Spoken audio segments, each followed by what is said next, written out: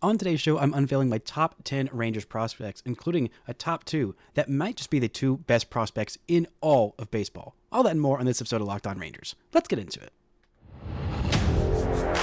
You are Locked On Rangers, your daily Texas Rangers podcast. Part of the Locked On Podcast Network, your team every day.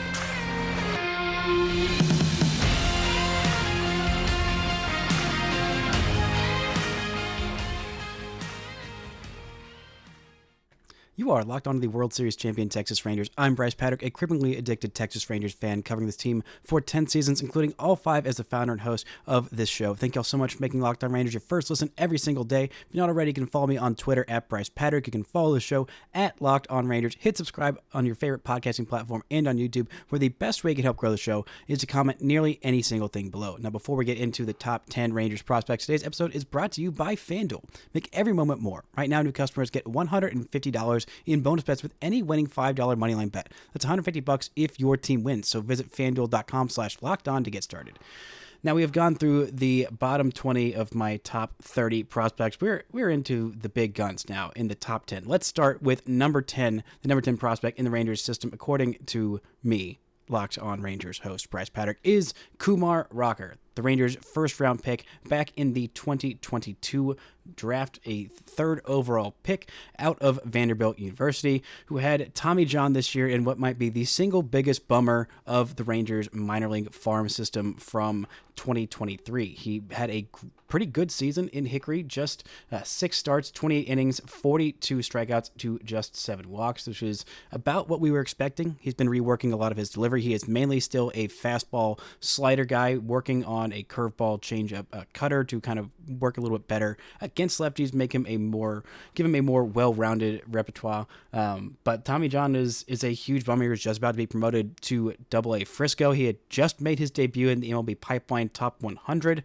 literally the day of, maybe an hour before we got the news that he was having Tommy John surgery, and then within like 15 minutes he was taken out of the top 100, which is just a huge bummer for him and for Rangers fans in general. I think next year, or this year, whenever he does come back, we'll see when that is. I'm assuming it'll be somewhere around mid-season, June or July. I'm assuming he'll start in Double-A Frisco, but this guy, despite the Tommy John, I think he'll come back and be just fine. Everyone has Tommy John surgery. It happens literally all the time, but I'm a believer in the new mechanics that he's been working on, because his old mechanics kind of, looked more like he would use a lot of his shoulder and would lead to a little bit more injury risk instead of him using more of his lower half, because he is huge. He's 6'5", 245 pounds, son of an NFL defensive end. The he's a big boy, and he has got a lot of potential. I think of the Rangers pitching prospects, I think he has the highest ceiling. Now, does he get there? I don't know. I think there's maybe even less risk with him than Brock Porter, because he is at a higher level, because he is older, because he is a little bit more advanced. But there's still plenty of developmental meat left on the bone. I would be surprised if he made his big league debut before the mid-season mark in 2025. I think that's maybe the most aggressive projection, but this guy's got the top end ceiling of an ace, a guy who could lead your rotation, who could be a very, very good pitcher. And guys with that kind of ceiling don't come around every so often. There's a reason why for a long time at Vanderbilt he was thought of more highly, at least his ceiling was viewed as higher. I think still is viewed as higher than Jack Leiter. But this guy has got all the tools. He is a smart kid, a hard worker, and I am really, really looking forward to seeing him back on the hill in 2024. Now, the number 9 prospect in this Rangers system, we got a run of pitchers here. Number 9 is Owen White. Not the best year for Owen White in the major leagues, or really in the minor leagues. Did make his big league debut. He is a big leaguer, and for those of you who are curious, the reason that he is still on a prospect list despite being a big leaguer is you have to eclipse, I believe, 50 innings pitched for a pitching prospect to lose rookie eligibility status, or 130 major league at-bats. There are a couple guys on here who have made their major league debuts but have not eclipsed those marks. That includes Evan Carter. I'm sure it's a wild, throwing you off that, oh my gosh, Evan Carter's in my top 10 Rangers prospects, but Owen White is on this list as well. Stuff backed up a little bit this year. The strikeouts were down, the walks were up. It was a little bit concerning, and a question mark year for him. I believe he started the year as my top Rangers pitching prospect ahead of Jack Leiter and ahead of Brock Porter, but this year was rough for him. We'll see what he looks like next year. He still is going into his age 24 season. He's still very young, former second-round pick who's got a lot of potential and is an absolute bulldog on the mound. The kind of mentality that you love to see in a guy who is in the top of your rotation. I am still a believer in Owen White, but this was a rough year for him. No ifs, ands, or buts about it. He'll be the first one to tell you that. I think he starts the year in AAA, and we'll see what the stuff looks like in spring training. I think that is a big, big key for him. If the velocity can get back to where it was in 2022 and in 2021, then I feel very, very good about his chances to fulfill his ceiling, which is about a middle rotation pitcher. I mean, maybe if things go really, really right, you could have squinted at the peak of his powers. You projected maybe a number 2 starter if everything went right. I don't think that number 2 starter is still in his ceiling at this point. But if he's a mid-rotation pitcher, that's a developmental win. That is a good thing because the Rangers, like most teams in Major League Baseball, developing starting pitching is really hard. And a lot of things can go wrong just kind of out of nowhere. Like this season from Owen White, like what happened with Cole Winn, who is not on my top 30. And I don't think he was last year either. Things just sometimes just stop working for pitchers because there is no such thing as a pitching prospect. But if there was one, Owen White is a pretty darn good one, definitely earning his stripes in the earning his spot in the top 10 Rangers prospect list. Now, number 8 on this list, we have yet another pitcher, Jack Leiter, Rangers' second overall pick in the first round of the 2021 draft, a guy who has had some mostly downs as a major or a minor leaguer. I mean, he started his career in Frisco, which was an aggressive assignment, and it was a rough first year for him in 2022. Comes back in 2023, still missing a whole lot with his fastball on the glove side as well. Took some time off on the restrict development list, I believe is the name for it, but basically took a couple months off to rework some of his mechanics. The fastball is still very, very good. The slider still has pretty good potential for a plus pitch. Same with his curveball. We'll see if those pitches get there. The fastball velocity and movement, all the profile on it, it has the characteristics of a very, very good major league fastball. But again, he's got to be able to land those breaking pitches for strikes and get hitters to expand the zone, get them to respect that he can throw those for strikes. Otherwise, they're just going to sit on his fastball and absolutely crush it, and that's what's happened to him for the most part in his minor league career. But after taking that time off, he has gotten his mechanics a lot more cleaned up. He's not making the same mistakes that he had before, making some new mistakes, which is fun and good and part of the development process. I mean, the Rangers kind of expected him to move pretty quickly through the system because he was a fairly polished pitcher, But again, there is no such thing as a pitching prospect, and Jack Leiter, with that aggressive assignment, it was tough. It was challenging, but he's a hard worker. He's got good grades on his makeup. He is a guy who coaches will praise. He's not just someone who's not taking what the Rangers are telling him and not trying to do it, just trying to do his own thing. It's just, it takes time to become a major league pitcher, and he's still very young. He's going to be 24 next year. I'm assuming he starts in AAA. He did earn a promotion to AAA at the end of the season. I'm sure he's happy to just be somewhere outside of the Texas League. It's still in Texas, but I'm sure he was just happy to be somewhere other than that Frisco mound. Not his best in his one appearance in AAA, an 8.10 ERA in 3 1/3 innings. But hey, he earned the promotion. The Rangers believe in him, and they're not really worried about those mechanical issues that he was having earlier on in the season. We'll see what he looks like in spring training. I'm assuming there's no way they send him back to Frisco to start the season. I think that would be a real red flag. He's going to start the season in AAA Round Rock, and I wouldn't be surprised if he makes the major leagues at some point this year. I would lean towards the latter half of the season, but that's going to be interesting because the Rangers rotation in the latter half of the season, they're going to be adding basically 3 pitchers at mid-season or later with the injured Max Scherzer and Tyler Mahle and Jacob deGrom coming off the IL. So it'll be more difficult for him to crack that rotation in the second half than it would be in the first. So maybe 2025, beginning of the season, then he's going to have more of a shot to make his major league debut or fight for a spot in the opening day rotation in 2025, because again, the Rangers will have a couple guys coming off the books in Andrew Heaney and Max Scherzer, so there will be spots open in their rotation. We'll see if they fill it, or if they believe that Jack Leiter is going to be a guy who can live up to that ceiling of a middle of the rotation starting pitcher. If he is, that's great. I think his ceiling is at the highest end is a number 2. I don't think he's quite got ace caliber potential unless he, really irons out those command and issues. But I am still excited. I'm still a believer in Jack Leiter, despite the difficulties he's had in his first couple of years. Coming up, we're going to look at some guys who really had a massive, massive breakout year. And of course, 2 of the best prospects in all of baseball. Right after this word from our sponsors. This episode is brought to you by FanDuel. College football may be over, but the NFL action is still raging on as the playoffs are here. It's best time to get in on the action with FanDuel, America's #1 sportsbook. Right now, new customers get $150 in bonus bets guaranteed when you place a $5 bet. That's $150 in bonus bets, win or lose. There's all kinds of ways to bet, like live same-game parlays. You can find bets with the new Explore tab if you wanted to feel good about your Dallas Cowboys and their chances to maybe make the Super Bowl or win a Super Bowl for the first time in many, many moons. Head over to FanDuel.com/lockedon and make your first bet a layup. FanDuel, official partner of the NFL.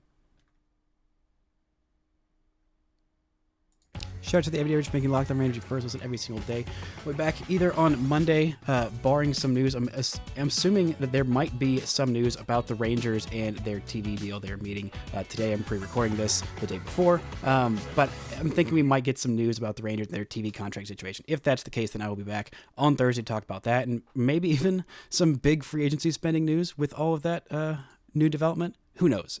But if not, then I'll be back on Monday. Now, let's get to the number 7 prospect in the Rangers system. This is a guy who had not made my top 30 list before. And this is the highest jump from anybody, well, almost anybody. Actually, well, I guess Wyatt Langford wasn't on my mid-season prospect list because I did it literally the week before the draft. But anyway, let's get to Echedry Vargas, the number 7 prospect in the Rangers system, a shortstop / second baseman / third baseman signed out of the Dominican Republic, who had an absolutely exceptional first season stateside as an 18-year-old, spent time between the Arizona Complex League and literally one game with the Down East Wood Ducks. He is a guy who taps into quite a bit of power despite being 5'11", not having, the biggest frame, but he had 11 home runs in 222 plate appearances, as well as 15 doubles. He hit over 300 on base, just shy of 390, and an OPS of 956 in those games with the Arizona Complex League. Had a pretty solid Dominican Summer League debut in 2022 as a 17-year-old, an OPS of 878 with 4 home runs, which is pretty solid in 55 games there. A really, really solid season this year, who I think can stick at shortstop long-term. Maybe he ends up at third base, but he's definitely got the potential there. There's still some contact issues, and he's still very young, and I'm assuming he'll start next year at Down East as a 19-year-old, and I'm thinking that maybe he'll play a little bit more shortstop than he did. This year he was splitting a lot of time with Sebastian Walcott. This year he played 27 games at second base and 17 games at shortstop. That's because Sebastian Walcott was there. That's the main reason for that. He played 11 games at second and 11 at third in the year before, and 26 games at shortstop that year. So basically, we'll see what he looks like next year, what the Down East Wood Ducks roster looks like next year. There weren't a whole lot of hitters that I was super duper excited about that just had great years in Down East last year. But Vargas is a guy who really put his name on the map this year. I mean, showing that power potential, showing that hitting for average and a pretty decent walk rate. Also stole 17 bases, just 3 times caught stealing. That's really solid, but showing that kind of power from a premium defensive position and being able to stick there, and also showing the speed and the walk rate. We'll see how the contact issues play up when he plays more than one game in Down East next year, but I am really, really high on this kid. I think he has got a pretty high ceiling of a guy who not a whole lot was thought of. I mean, he was signed for just $10,000 out of the Dominican in 2022. This was not a guy that was on everybody's radar, but he really made a name for himself this year, and I was very impressed by what he did, enough to put him all the way up in the top 10. Now, number 6 prospect on my list is Anthony Gutierrez, a guy who plays all 3 outfield positions, signed out of Venezuela, who is just turned 19 years old. He has played 2 minor league seasons, spent time between Down East and the Arizona Complex League, but mostly in Down East last year. He was 18, 3 years younger than the average position player in the Carolina League, and had an okay, but not super impressive showing in Down East. But again, the main reason that he is still way high up there is because the Rangers are very, very high on this kid and his abilities. And, being 18 and already playing, starting the year in full season ball and doing very well. And he made it all the way stateside as a 17-year-old last year and had an OPS above 700 in 87 plate appearances. That's impressive. That's a sign of how big of believers the Rangers are in this kid. In Down East, he had a 326 on base percentage and just a 338 slugging percentage. And he's still very young, only 2 home runs and 3 triples to go along with 11 doubles in 325 plate appearances with Down East. But stole a whole lot of bags, stole 30 bags, and showing off that speed is very, very impressive. If he can stick in center field, that really raises the ceiling of him, playing a defensive premium position. He has got pretty good bat to ball skills, pretty good, recognition of pitches for his age. We'll see if the Rangers want to be aggressive with him and promote him to Hickory next year. I think that would be a good sign for him. We'll see if he can put together a little bit more impressive showing numbers wise. But again, the ceiling is very high on this kid. Before, the emergence of Sebastian Walcott and drafting Wyatt Langford. This was the guy who the Rangers, definitely thought maybe had the highest ceiling of any player in their system. That is not the case at this point, but still, the ceiling is very, very high. He's still very young. He's still a teenager, and we'll see what he looks like next year. But I am projecting big things from this kid because he has got a lot of potential in there. Now, the number 5 prospect in the Rangers system is Justin Foscue, the second baseman / third baseman, the guy who just keeps on climbing up my rankings despite my initial reluctance with the pick.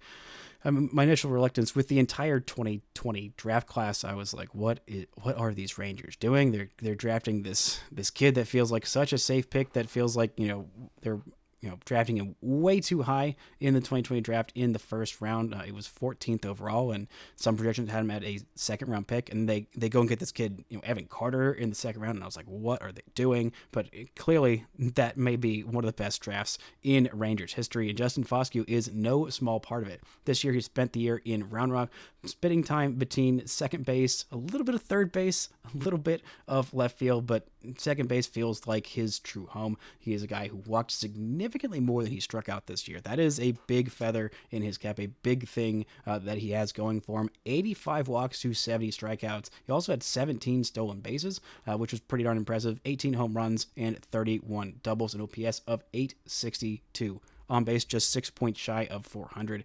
The guy gets on base. He's a very, very streaky hitter, but he has good plate discipline, doesn't strike out a whole lot. Just a very valuable bat that you can plug in a lot of different lineups. And he might end up making the Rangers opening day roster as their DH. I think right now, my estimation is it'll be between him and Ezekiel Duran and Wyatt Langford all fighting for those at-bats at DH. But he's definitely got a chance there. He had a really, really solid year. And if the Rangers didn't have such an incredibly deep lineup this year, I think the Rangers would have seen him make his Major League debut at some point in August, because he was performing very well all season long. I don't think it's going to be difficult to find him a long-term home. The bat is solid, but that's why I always throw him in all of these trade projections that I'm doing, because I think other teams see a lot of value in Justin Foscue. The Rangers have such a lockdown infield for the next 3, 4, 5 years. Maybe he ends up at first base and he gets some at bats there, but this is a guy with pretty solid potential. I think he's going to have a pretty decent major league career. He's definitely going to be a major leaguer at some point, and getting that with your first round, with a mid first round pick in the 14 range, that's a pretty solid outcome for Justin Foscue. Coming up, we're going to get into the top 4, including a trio of guys that have incredibly high ceilings and a very, very intriguing pitcher. Right after this word from our sponsors. This episode is brought to you by Jace. I know we come to sports to escape from the crazy realities of life, but Can we talk for just a minute about preparing for tough situations? Whether you're on extended travel or bracing for a major weather event or limited by yet another supply shortage, you are covered, my friend. Thanks to our partners at Jase Medical, life-saving antibiotics and a long list of daily medications can be ordered in a 1-year supply. Jase Medical has the Jase Case. The Jase Case is a pack of 5 different antibiotics to treat a long list of bacterial infections, including UTIs, respiratory infections, sinusitis, skin infections, among others. This stuff could happen to any of us. So visit jasemedical.com and complete your physician encounter. It will be reviewed by a board-certified physician, and your medications will be dispensed by a licensed pharmacy at a fraction of the regular cost. It has never been more important to be prepared than today. Go to jasemedical.com and use offer code LOCKEDON for $20 off your order. Now, without further ado, let's get into the top 4. The number 4 prospect in the Rangers system is Brock Porter, the top pitching prospect in their system. I think by a pretty wide margin, in my opinion. He's got a fantastic fastball and exceptional changeup. Both of those could be double plus pitches at the highest level, but he is still quite a ways away. This was his first year of professional baseball, and I really like what I saw from him, including him improving much his biggest weakness down the stretch, especially in his last couple of games. I mean, the walk rate was his biggest enemy. It was his biggest problem, but his stuff was just honestly too good for low A. It really was. I mean, he was just outmatching these guys, especially the changeup. I mean, guys really don't have that good of a changeup at such a young age. He is 20 years old. I believe he just turned 20 on June 3rd. Was a little bit older for a high school pick when the Rangers drafted him, but still exceptional value the Rangers got with a 4th round pick. I mean, maybe the top prep arm in that class. There's between him and a guy who San Diego drafted in the 1st round, Dylan Lesko, but I mean, his ceiling is very, very high. He's 6'4". He's got the frame to be a top-end starting pitcher, and the fastball is very good. The changeup's very good. Working on that walk rate, improving. That is going to be the big thing for him. He had 14 walks in the month of July and 19 innings. Not exactly ideal, but in August, in 9 1/3 innings, move that all the way down to just 3. The strikeout rate was fantastic this year. In his first year of pro ball, he had 12.3 strikeouts per 9, but 5.5 walks per 9, more walks than hits allowed for him, which is kind of says where he is in terms of compared to the other people in his level. Only 1 home run allowed as well. I mean, really, he was just very, very good, and still a year and a half younger than the average pitcher in the Carolina League. I mean, 2.5 ERA. Just a really, really solid year for him.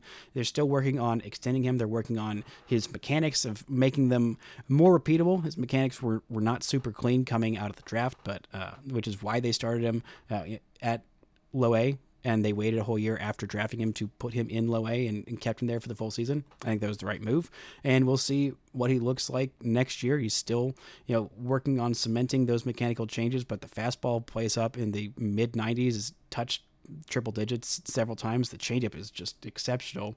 And the slider is also got some pretty solid potential, and he's also got a curveball as well. So a nice 4-pitch mix, but mainly fastball and changeup are his 2 best pitches, and they play very, very well off of each other. The ceiling is something like maybe a top end starter, maybe a number 2. We'll see, but he is a high school draftee pitcher, which those guys take a long time to develop. I'm assuming he'll start this year at Hickory. If he gets a promotion at midseason, that is a very, very good sign, but I would be fine with just keeping him at Hickory all year long, making sure that those mechanical changes stick, that he can stay in the strike zone and have that great stuff, still be great, because it's getting guys to chase out of the zone, and he's not walking a whole bunch of guys. Now, let's look at the number 3 prospect in the Rangers system. This is Sebastian Walcott, a guy who had a just absolutely phenomenal year. A 17-year-old out of the Bahamas, had his first year, made it all the way stateside and all the way to high A Hickory, where he was 5.2 years younger than the average player in the Sally League. Now, he only played 4 games there, but still, they jumped him all the way from the Arizona Complex League all the way up to Hickory, and he was just absolutely fantastic. Only played 9 games in the Dominican Summer League. The numbers weren't super impressive there, just a 704 OPS, but the Rangers saw enough that they said this kid is too good for the Dominican Summer League, mainly because nobody pitched to him. He had 10 walks to 8 strikeouts in 42 plate appearances there, and he said, all right, well, let's get him against some more advanced competition, and he had an 849 OPS in 35 games with the Arizona Complex League. Overall in the year, 48 games for him, just over 200 plate appearances, 7 bombs, 4 triples, 13 doubles, and 806 OPS, along with 12 stolen bases.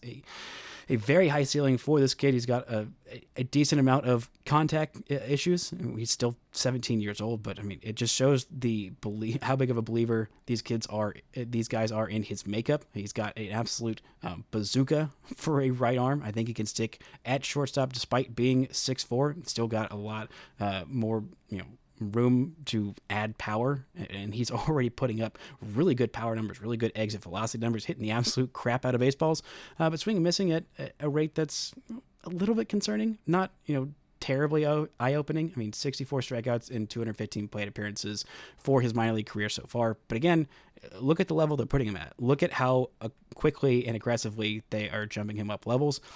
I wouldn't be surprised if they start him in high A Hickory next year. That'd be a really aggressive assignment for a guy who's going to be 18. But the Rangers believe in this kid. They are big believers in this kid, and he is at this level where I think he is untouchable. These top 3 Rangers prospects, I don't think they're included in like any deal, especially not for any of the pitchers or players who have been, bantered about on the market, like a Dylan Cease. There's no way they're including Sebastian Walcott in a deal for Dylan Cease. The sky is the limit for this kid. He's still a long ways away, still very raw, but man, the ceiling is something to dream on.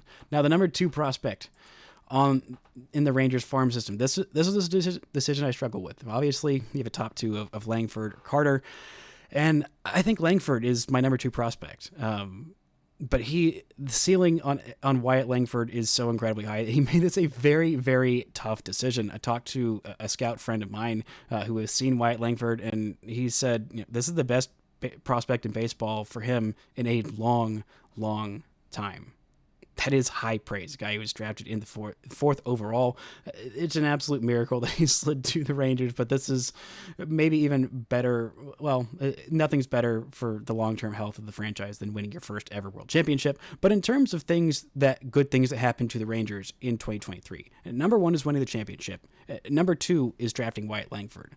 The guy has elite power potential. That is not just power potential, but it is showing in games in a big, big way. He has an exceptional judge. He's an exceptional judge of the strike zone. The hit tool is fantastic. He is very, very fast, very athletic. Still a little raw in the outfield, but I do still think he has the potential to be a center fielder. But he's probably not going to be because the Rangers have Luis Veras and Evan Carter. I don't see those guys going anywhere particularly soon. But I would not be surprised at all for him. I would actually be more surprised at this point if he didn't make the Rangers opening day roster than if he did. I mean, I really thought that he was going to maybe make his major league debut when Adolis Garcia went down with that injury in the World Series. And, Chris Young publicly laughed it off, but I really think that was a consideration. I mean, he was working out in Arlington, Wyatt Langford was, and that's what they think of this kid. I mean, if not for Evan Carter's existence, Wyatt Langford would have been the one filling in as the little savior when Adolis Garcia went down with that injury in September against the Astros. The sky is through the roof. The ceiling is through the roof for this kid. I mean, long-term potential, like you're talking about an elite superstar level player, multi-time all-star. Like that is the kind of like average projection for him at this point. Like it's nuts how highly people rate Wyatt Langford, to the fact where I was talking with the same scout friend, he said, I would put Wyatt Langford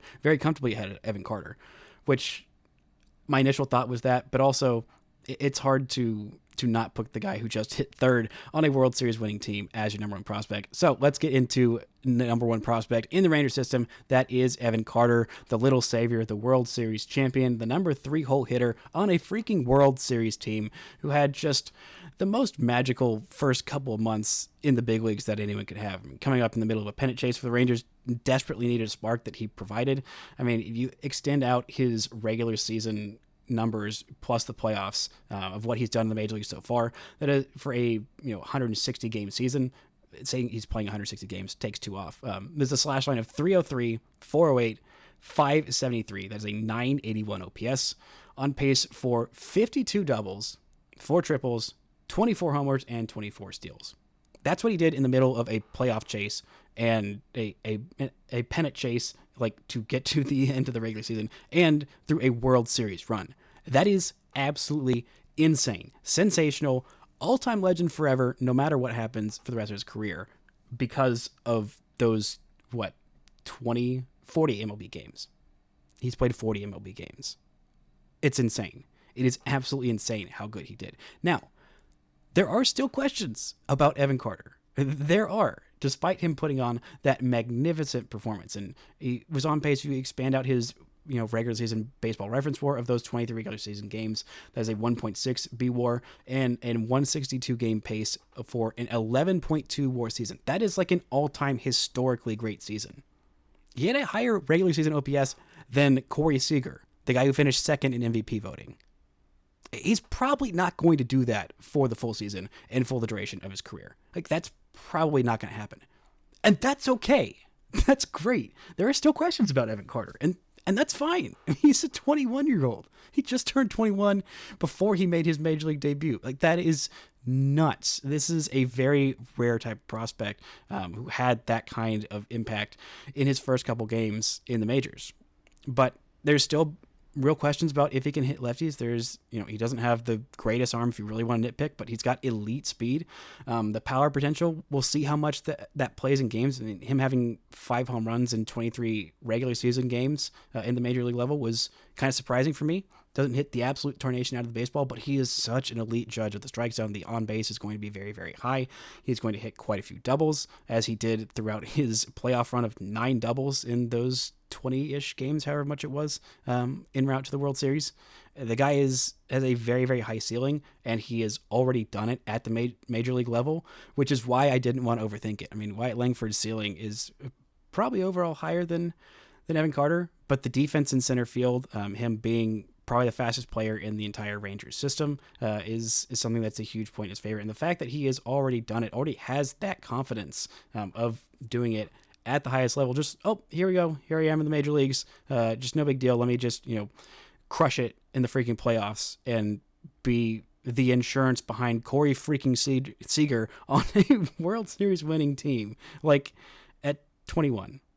We've been 21 for a month. Like, it's bonkers how good this guy has been. And if he takes a step back and has, only like an 800 or 850-ish OPS next year, I don't want people to think, oh, wow, what a disappointment. No, I mean, that level of success is almost assuredly unsustainable unless Evan Carter just happens to be the next Mike Trout and Wyatt Langford also happens to be the next Mike Trout. But neither of them are that, because by age 20, Mike Trout had already had like a 9 WAR season in the major leagues.